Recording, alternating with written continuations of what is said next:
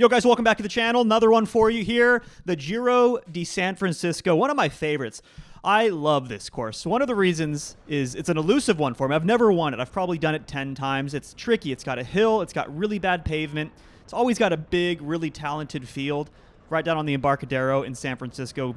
Amazing crowds. And on this particular day, really challenging wind, like really gusty wind. Among these buildings, you never really know what the wind is doing. I swear, I feel like it was like a crosswind left to right on one lap and then a right to left the next. It was just completely changing all the time. So really hard to figure out.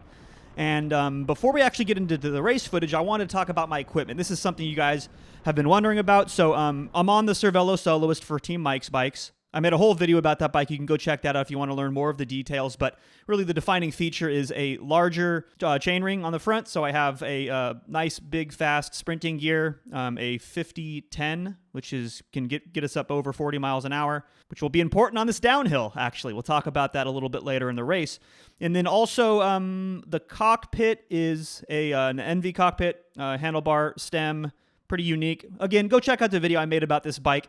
The last thing I want to talk about are the wheels. Again, I am using the number 6 wheels. I swear I'm going to make a video about this, guys. I have not yet, but there is actually, by the time you're listening to this, there should be a link with a discount. I think it's going to be something like 10%, but you can check that out in the description. And I'm going to talk all about why I've been using them for races and a lot of my training as well. I think they're fantastic wheels. But enough about equipment. Let's dive into some race footage. But not before mentioning today's video sponsor, Ketone IQ. Look, guys, this has become part of my pre-race routine. In this particular case, I opted for their new formula, peach flavored, which has 100 milligrams of caffeine. And that's because this was a earlier in the afternoon race. This was at 3 o'clock this race began. For some of those twilight crits, I go back to their original formula without any caffeine for the sake of getting a good night's sleep. But I'm looking for every advantage I can get. The caffeine, the ketones, bam, part of my routine. If you guys want to learn more, I'll leave a link down in the description. With that link and code NorCalCycling, you can save 30% off your first subscription order and receive a free 6-pack of Ketone IQ. So look, with that link and the free 6-pack, it's super easy just to give it a shot. Dip your toe in, see if it works for you, if you find that you're getting a performance increase. And I want to thank Ketone IQ again for sponsoring this video. Now back to the race. I have cut forward to inside of 8 kilometers to go, and that's because the whole beginning of this race was pretty boring from my perspective. On Mike's bikes, I'm the sprinter on this day, and my job was to chill and sit in and save energy, and that's exactly what I've done. I'm 152 beats per minute. This deep into a crit means I've been doing a pretty good job. We're going to talk about the things that I do to save energy. That's going to be the main theme here as we go through the final 7 laps of this race. But what's the situation on the road? There's a breakaway of 4 up the road with a teammate in it. So we have a teammate from Mike's Bikes in that group. Unfortunately, it's also with Volley Factory Racing, Ryan, who is a very powerful sprinter, very strong finisher of a race. Also with Tobin Ortenblad, who is the, you guys probably know who he is if you watch my videos. He's on the Santa Cruz Hit Squad. He does a lot of gravel stuff. He is a very, very strong racer, pro. And then also Dave Dominowski, who is an Alto Velo racer. So those teams, Mike's Bikes, Alto Velo, Volley Factory Racing, make up pretty much all the major teams in this field, with the one very notable exception, and that's this pink jersey in front of me here on Tayroon Elite. And kind of an interesting situation because rule number 1, right, is don't chase teammates. So we weren't going to chase our teammate Dylan back, but it was just a tricky situation because I know Dylan is probably struggling up there, thinking about how he could win amongst 3 other sprinters. And I was kind of hoping that they were going to get chased back, to be perfectly honest, because I was feeling pretty good today. And we had a powerful squad for the sprint. We had Mateus, and then we had me, who's been sitting in this whole race. Again, here I'm 148 beats per minute. But now we're at the point where the breakaway is essentially gone. It looked like Tayroon was unable to chase it back. And now I'm starting to think about getting into position for the sprint because I didn't drive all the way to San Francisco to not contest the sprint. Even though it's the field sprint, it's only for 5th, I'm still going to make something happen. And the first thing you're looking for is opportunities like this. Coasting, I'm going to pause it right here. Coasting riders on the right, an opening on the left, and we're approaching this left-hand corner, number 1. I'm always looking for opportunities like this. You see, I punch it up to 658 watts. And for a couple of seconds, and I find this opening. This is really important. Opening in front of my teammate, by the way. It's always important to find, if you're going to make this move up the inside especially, you have to have space, because you don't want to make this effort and then squeeze a bunch of brakes. That means that effort is wasted. So I saw this little space. If we rewind just a little bit and watch it one more time, I see this little spot. I pop out here, I carry a little bit more speed, and I see this spot in front of my teammate. Ideally, I would have gotten in front of this other rider too, but this little slot opens up right there, and I'm able to fall in. Guys, I just made up like 15 wheels for, what was it, a 2 or 3 second at 600 watt effort. Those are the wins you're looking for this deep into a race. If you're trying to position yourself for a sprint, you fancy yourself a sprinter. Even if you don't fancy yourself a sprinter, this is how it's done, and we're going to find some more opportunities like that. And this is Mateus in front of me. He's coming up the inside. And, yeah, I mean, I want to be not at the front, but near the front, because things are generally get faster towards the end of a race. Obviously, the very end of the race being really fast when everyone's trying to fight for the win. But you don't want to be caught out when things get really fast, strung out single file, because you can go from, 5 bike lengths from the front to 20 seconds from the front when things get strung out in single file. So you're always trying to fight for your position. That was the hill we just came up. The key to the hill on this course is not about making up position. That's the way I see it, at least. It's all about maintaining your position, because you want that consistent, even effort that's smoothed out over the course of the entire crit lap. And if you're doing this monster effort to make up position on the climb, you're just going to burn yourself out, because I saw people doing that, like 1,000 watts up that climb each and every lap. This is like every 90 seconds they're doing that. It's a recipe for disaster. It's a recipe for having nothing left, no punch left in the sprint. So my goal on the hill is always just kind of maintain my position. Try not to get swarmed, but you're really not moving up on the climb. You're looking for areas to move up when you can do it much more efficiently, like that moment we saw earlier. And then otherwise, if you can move up while staying in the draft, obviously that's the most ideal. This is the start-finish straightaway. It's about 175 meters from the final corner. So, like I always say, one of the mantras over here at NorCal Cycling is first to the last corner.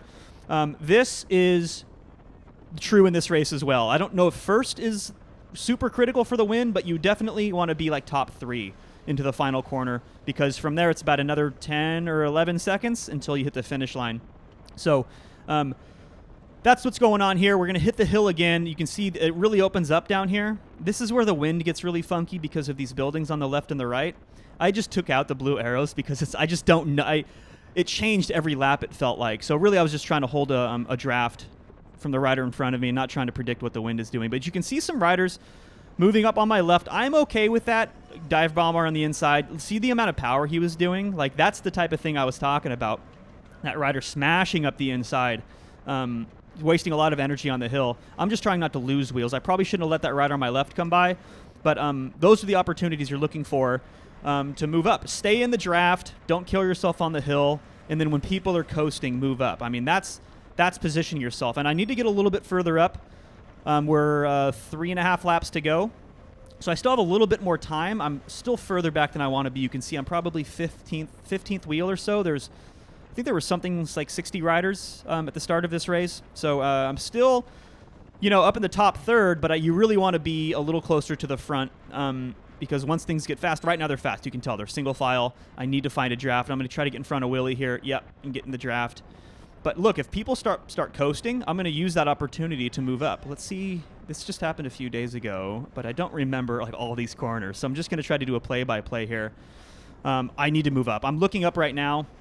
3 laps to go, and I am 20th or something like that. And you can tell, again, in a single file like this, guys, it's fast. And it's really hard to move up. And that's why it's important you don't wait too long in order to move up. You try to start trying to chip away at it efficiently. And, oh, yeah, here we go. Okay, inside. Let's watch this again because this is a killer move. Okay, so we're down on this bottom straight.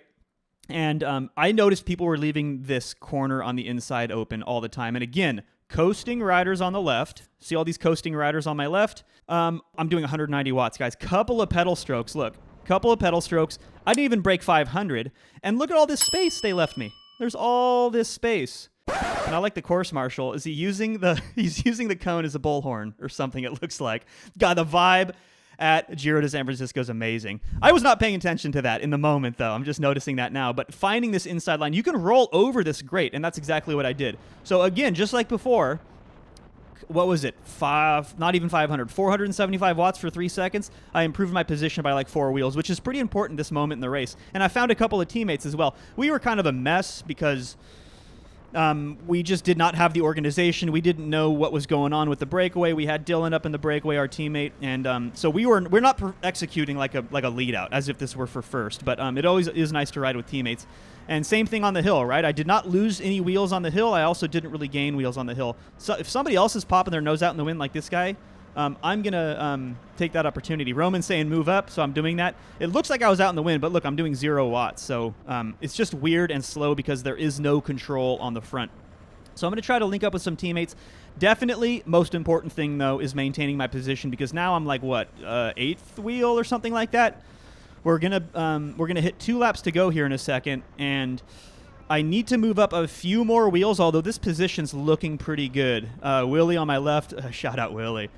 I've been racing with Willie for like 15 years. Guy's a legend, and he's won this race a couple of times. So he's a guy to look out for sure. He's the rider in the Volet kit up there who's getting a little hip touch by Roman, and I'm going to use that opportunity to try to follow Roman. I get pinched right there, and I just can't quite follow Roman. I remember that moment in the race thinking like, that was a drag. That's a bummer. I really wanted to follow Roman because 2 or 3 riders passed on my left, 2 or 3 riders passed on my right. Roman is now me on the front. He is like position 3, position 2. Yeah, position 2, and that's where I wanted to be with 2 laps to go. But I'm also still okay here. I'm not panicking. Again, 800 watts for like 2 seconds. Look at that inside line, guys. Can we watch that again? Let's watch that again. That was fun. So we have slowing riders on the left, couple of coasting riders, small little burst in speed, and I'm able to make up like 3 or 4 wheels.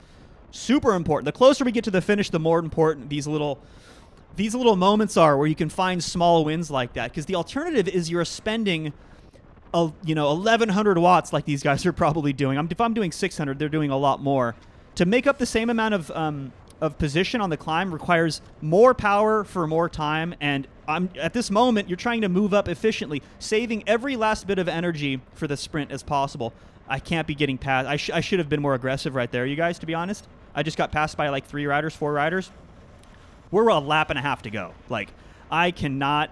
Yeah, more passing on the right. Not much I can do about that, but I just have to protect my space a little bit better, sharpen the elbows like they say.